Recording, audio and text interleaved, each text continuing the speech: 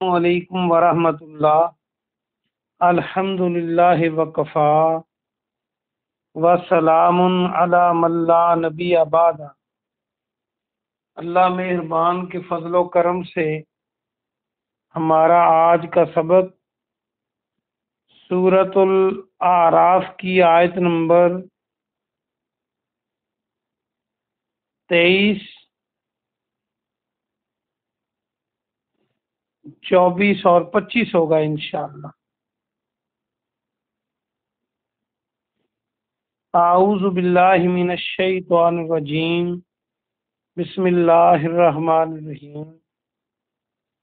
قال، دونوں نے کہا، ربنا، اے ہمارے رب، ظلمنا، ہم نے ظلم کیا۔ ظلمنا کو دیکھیں، نا کی ضمیر کا معنی ہم، اور زواد لام میم، اردو میں بھی ہم ظلم کا لفظ استعمال کرتے ہیں، یہیں سے بنتا ہے۔ انفسنا، اپنی جانوں پر۔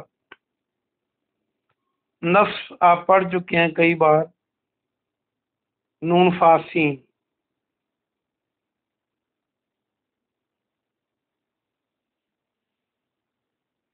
وَإِن لَّمْ تَغْفِرْ لَنَا، اور ان اگر، لم نہ، تغفر تو نے معاف کیا۔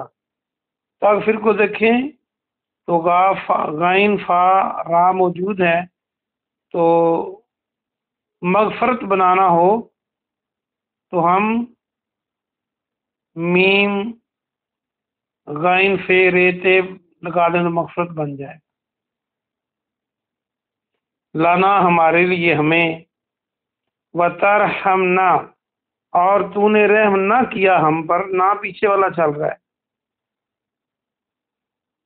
لنکونن، لام تاکید کے لیے اور نون متشدد بھی تاکید کے لیے، تو ضرور، اور جو لام کے بعد نون ہے اس کا معنی ہم، کونا ہو جائیں گے، یہ کن کانا یا رضانہ پڑھتے ہیں، تو ہم ضرور ہو جائیں گے، من الخاسرین، خسارہ پانے والوں میں سے۔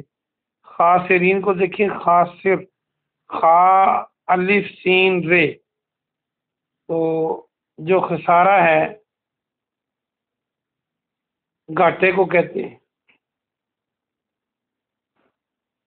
با محاورہ ترجمہ دیکھیے، دونوں نے کہا، اے ہمارے رب، ہم نے اپنی جانوں پر ظلم کیا۔ کس کس نے کہا؟ بابا جی آدم علیہ السلام اور حوا علیہ السلام۔ اور اگر تو نے ہمیں معاف نہ کیا اور ہم پر رحم نہ کیا تو ہم خسارہ پانے والوں میں سے ہو جائیں گے۔ قال، فرمایا، قال اہبطوا، تم اتر جاؤ۔ یہ آپ نے پہلے بھی پڑھا تھا، ہفتہ پہلے بھی اور سورہ باقرہ میں بھی۔ تو ہابا تو آج کا روٹ ورڈ ہے، اوپر سے نیچے اترنا۔ قال اہبطوا، تم اتر جاؤ، فرمایا، بعضکم لبعض، بعضکم تمہارا بعض، لبعض بعض کا، یعنی تم آپس میں، تمہارا بعض بعض کا عدو، دشمن ہے۔ عدو کو دیکھیں تو اردو کا لفظ عداوت آپ آرام سے بنا سکتے ہیں، یہاں سے عین دال الفاظ، دشمنی جو ہوتی ہے۔ وَلَكُمْ، اور تمہارے لیے، فی الارض، زمین میں، مستقر و متاع، مستقر ٹھکانہ ہے۔ مستقر کو دیکھیں تو اردو کا لفظ استقرار، الف سین تے قاف رے الف رے، استقرار یا قرار۔ قرار پانا کیا ہوتا ہے؟ ٹھہرنا۔ و متاع، اور فائدہ اٹھانا ہے، متاع، مال و متاع ہم کہتے ہیں، جو پونجی ہوتی ہے جس سے ہم فائدہ اٹھاتے ہیں، الہین، ایک وقت تک۔ با محاورہ ترجمہ دیکھیے، فرمایا کس نے؟ اللہ نے۔ اللہ نے فرمایا، اللہ کے لفظ کو بریکٹ میں کریں، تم اتر جاؤ، تمہارا باز باز کا دشمن ہے اور زمین میں تمہارے لیے ٹھکانہ ہے اور ایک وقت تک فائدہ اٹھانا ہے۔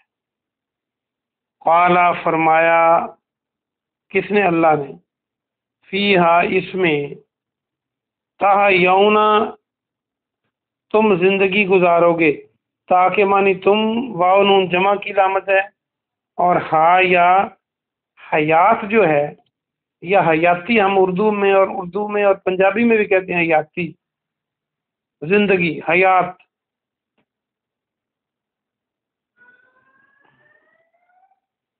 وفیہا اور اس میں،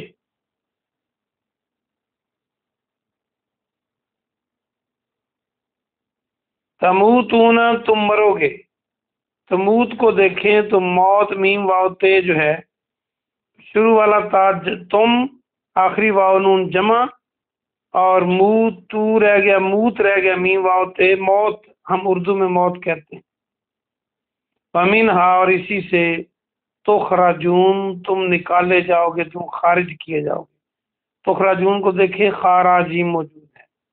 با محاورہ ترجمہ دیکھیے، رکوع بھی پورا ہوا۔ اللہ نے فرمایا اس میں تم زندگی گزارو گے اور اسی میں تم نے مرنا ہے، یعنی زمین پر ہی زندگی گزارنی ہے اور زمین میں ہی مرنا ہے۔ تموتون تم نے مرنا ہے، تم مرو گے۔ ومنہا تخرجون اور اسی سے نکالے جاؤ گے۔ کب؟ جب قیامت کا دن قائم ہوگا تو لوگوں کو قبروں سے کھڑا کر دیا جائے گا اللہ کے حکم سے، تو زمین سے نکلیں گے نا۔ یہ با محاورہ ترجمہ ہے اس کا۔ ہمارا سبق پورا ہوا ماشاءاللہ، رکوع بھی ہو گیا اللہ کے فضل سے۔ یہ 9 رکوع ہو گئے ہمارے اس پارے کے۔ تو آئیے ہم اس کی تفسیر دیکھتے ہیں۔ واپس آئیے 23 نمبر آیت پر۔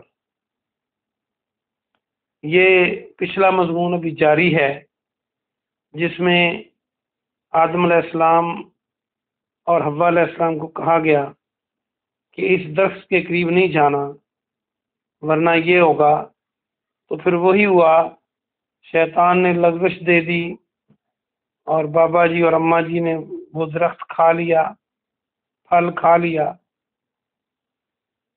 تو پھر اللہ نے کہا تم اتر جاؤ۔ اب کیا دونوں نے کیا کیا؟ یہ قرآن مجید کی آیتوں سے تو ایسے لگ رہا ہے نا جیسے کہ ادھر سے نکالا اور ادھر سے انہوں نے توبہ کی، ایسی بات نہیں ہے۔ بڑی دیر تک اللہ سے مانگتے رہے، اور پھر جب یہ کہا کہ ربنا ظلمنا انفسنا، اے ہمارے رب ہم نے اپنی جانوں پر ظلم کیا، اگر تو نے ہمیں معاف نہ کیا اور ہم پر رحم نہ کیا تو ہم گھاٹا پانے والوں میں سے ضرور ہو جائیں گے۔ اب دیکھیے یہ وہی تسنیہ کا صیغہ چل رہا ہے کہ دونوں نے کہا، دونوں نے توبہ کی۔ اور ہمارے ہاں کیا مشہور ہے کہ آدم علیہ السلام نے جی اوپر دیکھا تو فرش پر کلمہ طیبہ، عرش پر، اللہ کے عرش پر کلمہ طیبہ لکھا ہوا تھا، تو انہوں نے کہا جی آخری نبی کے واسطے سے مجھے معاف فرما دیں۔ اللہ نے پوچھا تمہیں کیسے پتا تھا کہ میں اس کے ذریعے سے تمہیں معاف کر دوں گا اس کے واسطے سے؟ تو آدم علیہ السلام نے کہا کہ اللہ جی آپ کے عرش پر کلمہ لکھا ہوا تھا تو میں نے اندازہ کر لیا کہ جس کا نام تیرے نام کے ساتھ لکھا ہوا ہے آپ اس کے ذریعے سے مجھے معاف کر دیں۔ یہ من گھڑت حدیث ہے، ایسی حدیثیں گھڑنے والوں کو اللہ سے ڈرنا چاہیے۔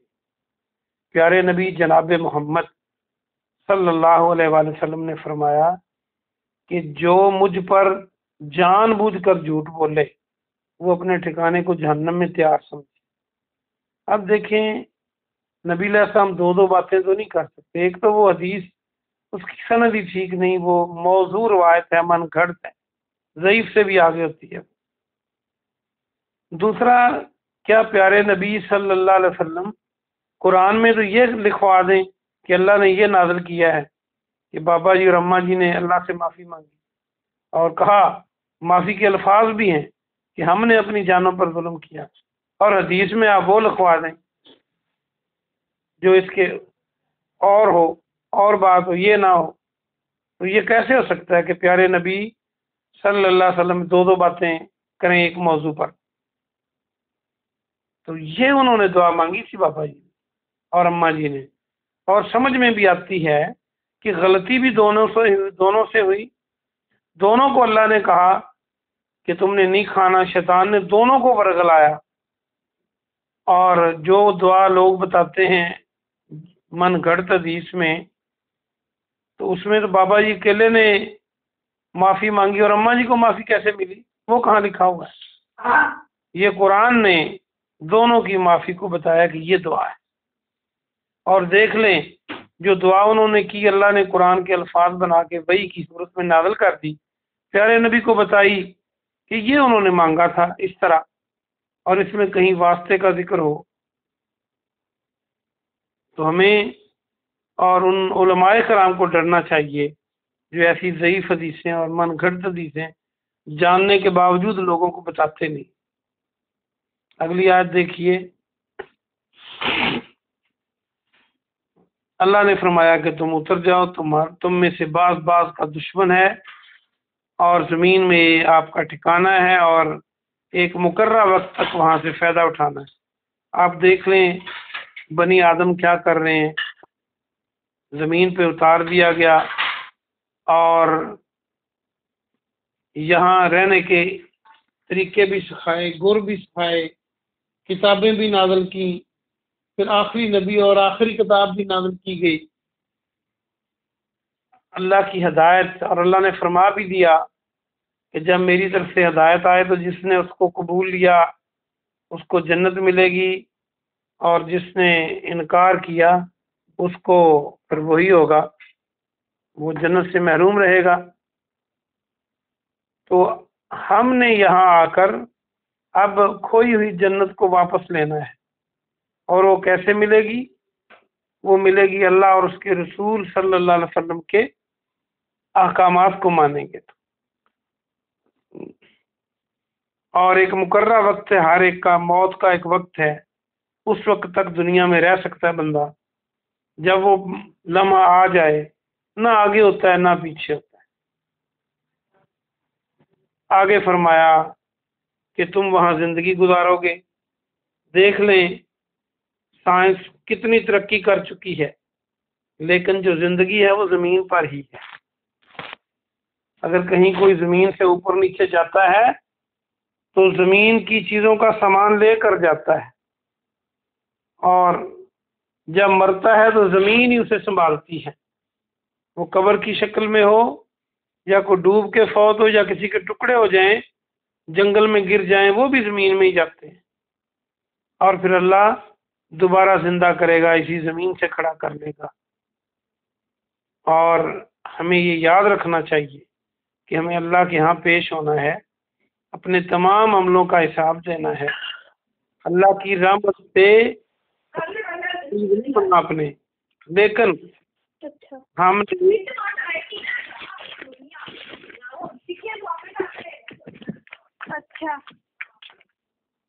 کہ سوال کو ٹھیک کرنا ہے۔ سبحان ربک رب العزت عما یصفون وسلام علی المرسلین والحمد للہ رب العالمین۔